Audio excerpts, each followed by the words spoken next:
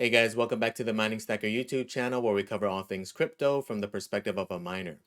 So today's video going to be talking about GPU spec mining. So going to go over what that actually is, going to go over things I research, tools I use to research, and just overall things to take into consideration, right, when you're researching new things. Even if you're not spec mining, even if it's a newer project, going to give you tools as far as like how to research, what to look for, things of that sort. So if it's something you're interested in, stay tuned. All right, guys, so let's get right to it. So we're going to start off with what spec mining actually is. So this is kind of a misconception. I know a lot of people, when I go through things, a lot of people are saying, oh, I'm spec mining this and that. I'm spec mining Meow Coin or RXD. I'm not trying to like put Meow Coin out there. I don't know why that one came to mind, but that one came to mind. But essentially, once these coins are listed on an exchange or a DEX, they're no longer really spec mining. At that point, you're able to trade them, etc., etc. Spec mining is just like what's in the name. It's speculative mining. You're mining something that isn't listed yet. There's no way to really trade it unless it's like peer to peer, and that's the speculative portion of it, right? Typically, the main reason you want to look at these things is because when they're in this testnet phase, there's typically higher allocations for the people participating in that testnet. So it's higher rewards, less competition, and that's really usually the one of the best ways to like accrue a small bag. Some of you guys kind of got introduced to it. For a lot of you guys who started mining Caspa, not necessarily in the testnet phase, but even just early on. For any of you guys who started mining it like in the summer, anything like that, you saw how much higher the rewards were versus what they are now. Okay. And that's as far as like even just watching through the normal mining. This is not even the spec. This is not even like super early on. I mean, just in the past few months, it's changed drastically. But typically, that's the main reason you want to look at these things. But keep in mind, there is, possibility for a higher reward, but it's also way higher risk, right? This thing is not even established yet. It can maybe not even exist. It might, go through that testnet. Testnet goes horrible, and it ceases to exist. So keep that in mind before you go all in and you've got a crazy farm and you're going crazy with it. It's just something to keep in mind that again it's super new, so it may go to zero. We don't know. But things you want to consider if you're looking at a new project are, what the actual coin is, right? Does it look interesting? Is this something new, or is it just like a fork, like a lot of these new coins that have been popping up, where they're just forks of like Raven or ProgPow or any of those kind of things, or ETH? Is it anything good? Is it seem interesting? Does it solve anything? What is it trying to do? And then what makes it different from other projects, right? So these are things you kind of want to ask yourself as you're looking at them, and it gives you an idea of how good it may be, right? So let's get into a couple of ways to find some of these projects, right? So let's go. One big way is through news sites, right? Just keeping up with the news, seeing what's going on. Um, Different, a lot of people have their preferences with their news sites. I like CoinDesk. I know a lot of people don't like them. CoinDesk, Decrypt, Crypto Potato is another one. Kind of a funny name, but they're pretty good. So this is one good way. I have an article here, and this is one of the ones that actually first caught me on to ironfish after seeing that A16Z invested in them. That's what kind of caught my eye. Like, oh, okay, what is this thing?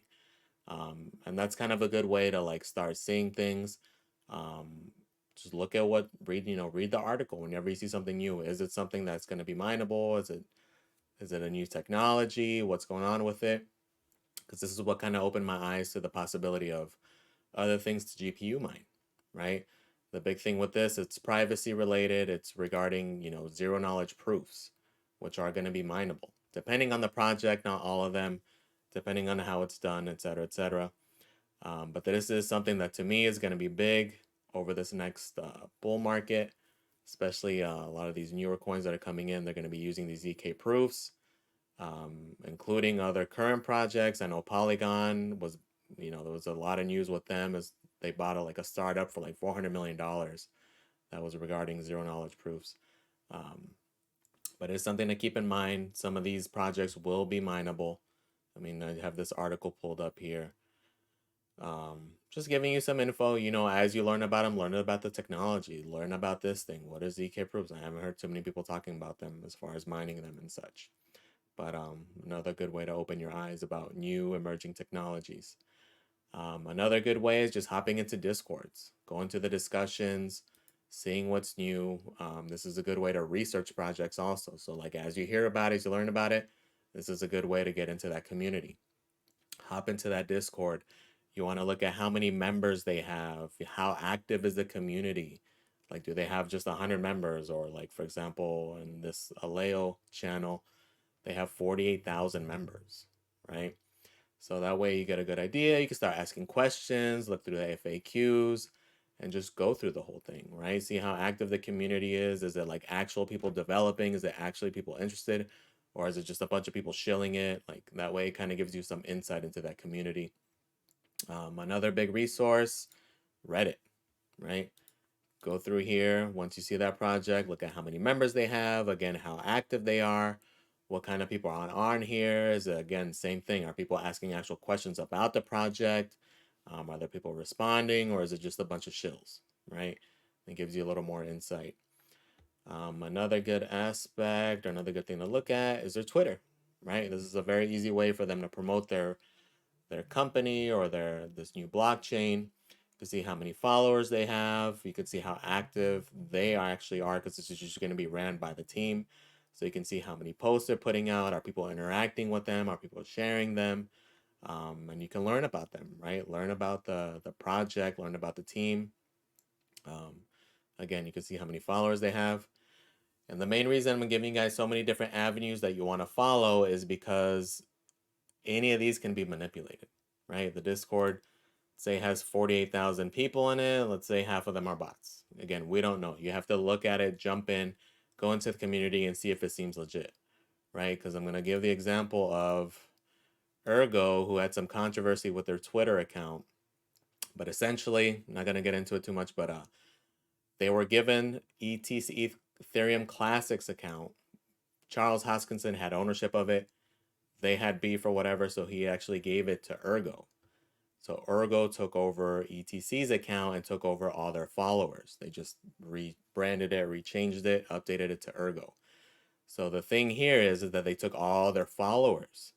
So they have, if you go to their Twitter, you look at Ergo, like, oh man, they have 662,000 followers, when it's actually not true. It's they took over ETC's Twitter handle and they took over all their followers. So again, any of these things can be manipulated. If you didn't know that backstory, you would go on here and like, oh man, they have crazy amount of followers. But one giveaway is that it said they joined July 2016.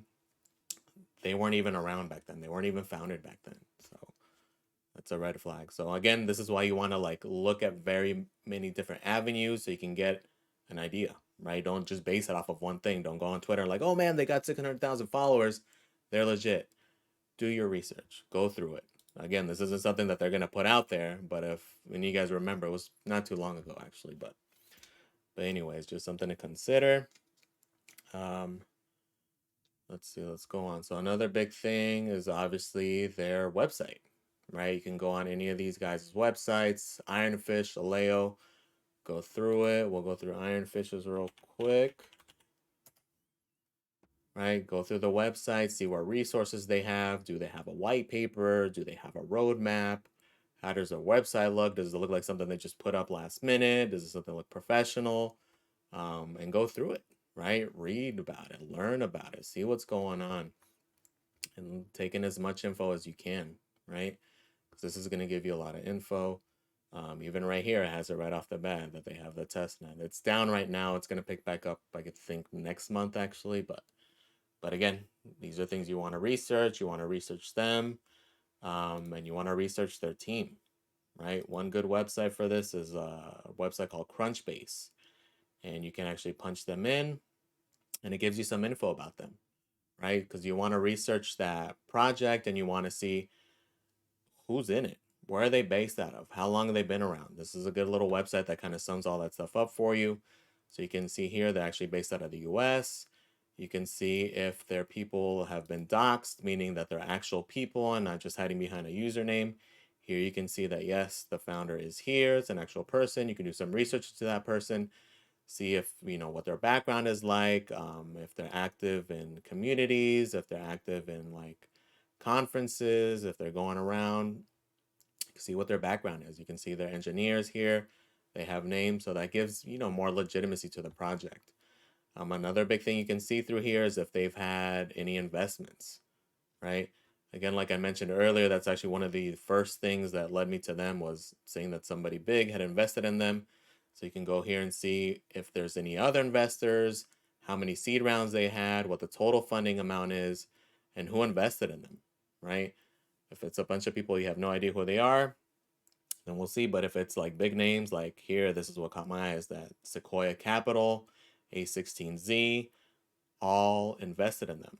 Unfortunately, we have this dude here. I'm not even gonna say his name, but I don't know about him. But so you can see, and again, that gives just more legitimacy to the project, right? And this is what really caught my eye about them. Not shilling them. I know I'm like giving that example, but I'm just giving you the example of what I'm looking at, what caught my eye with them, what other ones I'm looking at. No affiliation with ironfish, not trying to shill them, just giving you exposure to how to find these things. The other big thing is that, once you see it and it's okay, it's something that's mineable, you got to get comfortable with the testnet, right? It's not going to be something that's easily mineable. It's not something you can, just jump on a nice hash and jump right in. You're going to have to most likely run your own node. Some of them you can join a pool, but it's not going to be as easy as it is like with, just jumping on Hive. Some of them you can. With Ironfish on the last one, you actually were able to jump on with Hive OS. Some of them you have to learn Ubuntu. You have to get comfortable with these things. And if it's something you have no idea about, learn about it. Right now we have downtime.